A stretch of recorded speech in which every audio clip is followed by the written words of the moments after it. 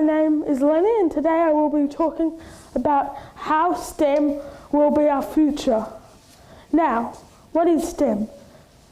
I want to clarify, it stands for science, technology, engineering, and mathematics. And it's all applied to real-world problems. Although it doesn't involve coding, it is not limited to that. Take a look at this. I don't do math. It's a common phrase I'm sure a lot of us have heard, and maybe we're even guilty of having said it ourselves. But it's a funny phrase, isn't it? Because when people say it, they seem oddly proud of it, like it was a quirky trait that they acquired and they were sort of excited to tell us about it. But we would never say this about other basic skill sets that you use every day. Like, you would never proudly assert, "Oh, I don't read." That would not be something you were excited to tell people.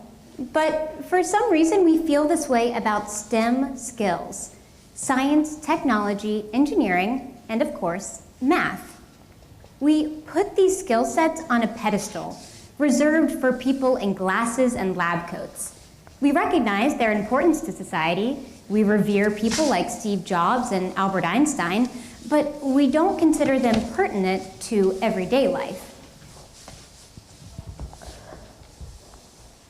The Australian government regards high-quality science, technology, engineering, and mathematics education as critically important for our current and future productivity, as well as for informed personal decision-making and effective communal, national, and global citizenship. This is a quote straight from the Australian government website.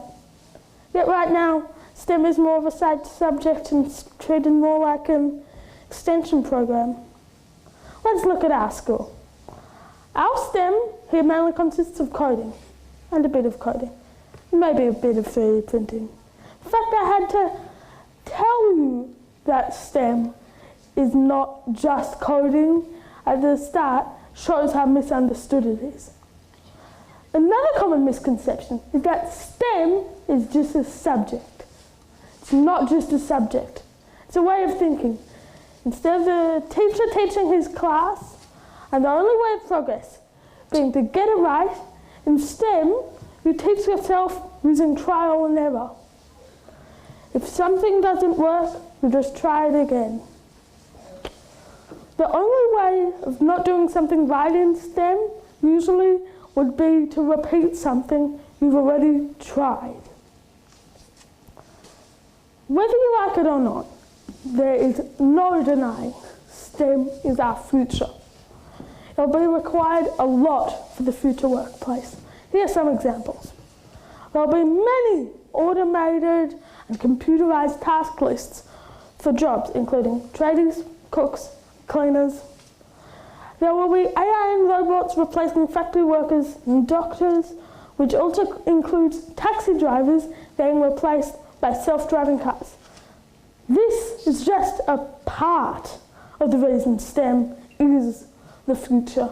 To ensure we embrace further development of our society, grasping the concept of STEM is way more important than getting an A in English. And I know some of you will be thinking that STEM is bad for the environment. That is not the case. Firstly, STEM does not always mean technology. It also involves other things such as maths. Last time I checked, maths was not bad for the environment. Secondly, STEM does rely on a lot of energy, but it can use solar power, water power, or any other form of renewable energy. That leads me into my next point, which is that STEM is already helping the environment. Solar panels were invented by STEM. They have reduced factory fumes by a lot. Another example relates to plastic bags. My dad's a plastic engineer, not the kind that mass produces plastic bags. He works on a far more practical solution than banning plastic bags. He works on biodegradable plastic bags. He also makes bags out of sustainable materials. He uses STEM to make sure that his products work. the future. Firstly, I suggest that the schools move the balance of subjects over the next 10 years gradually to 30% English, 20% classic math, and a whopping 50% STEM, which can include projects that get you involved in STEM, like using a robot to figure out the diameter of a circle. You'd be learning pi r squared. The biggest difference would be that STEM makes sure the students like what they're learning about and gives them options so they're engaged and sets no deadlines. It would also be ideal if students are given the opportunity to work alongside engineers or industry from time to time to enrich their learning and for senior staff to get new ideas from young talented students. This platform would enable all participants to develop STEM skills and strengthen everyone's ability to collaborate as well. I've not failed. I've just found 10,000 ways that won't work. That is how you should feel when something does not work in STEM.